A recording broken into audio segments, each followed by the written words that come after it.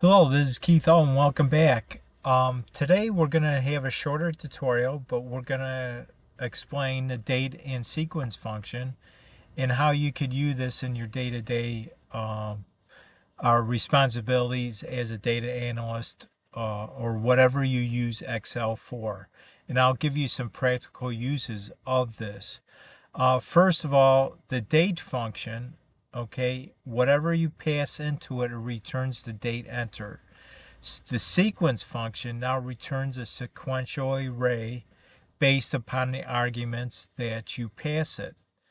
Now, for example, let's say that you want to create sequential dates and you want to do this for 365 days, which is every day in a particular year. And there's there's actually two ways that you could do this with the combined functions that we're going to talk about today, or you could use the autofill option.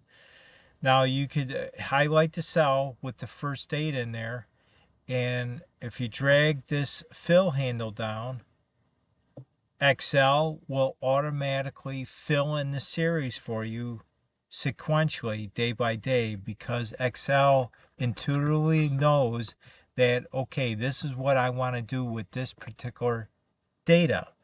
Now, of course, I already formatted this column as a date format. You could see up here in the ribbon. And that's one way you could do this. But think about this. You don't want to drag this fill handle down for 365 rows. What if there was a way to do this with a function? And it's a lot quicker. And this is what we're going to talk about now. But let's take a step back a little bit and get another tip we use in the autofill.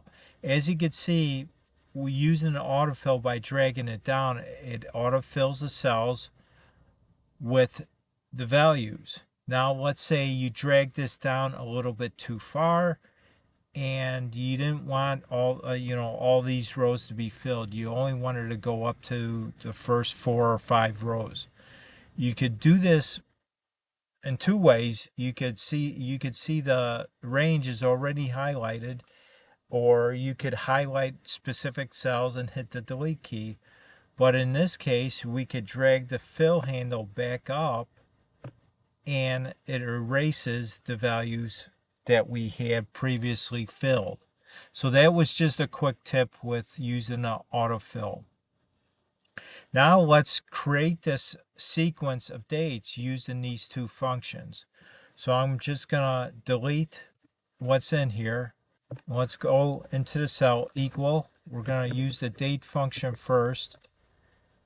And the first argument to the date function is the year. So I want all the days in this particular year, 2024. Now the next function, or next argument to the date function, is the month. Well, we want to start it in January, so we're going to use 1.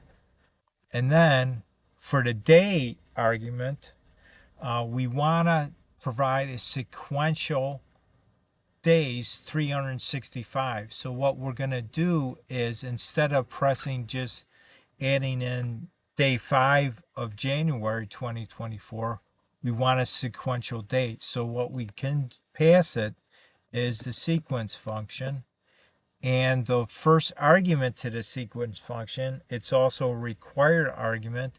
The rest are optional. As you can see, they're in square brackets, and that means they're optional. So we'll just use the first argument, which is rows. So how many rows do we want to create this for? Well, since we want a sequential day for every day of the year, it's going to be 365. Close out the sequence function.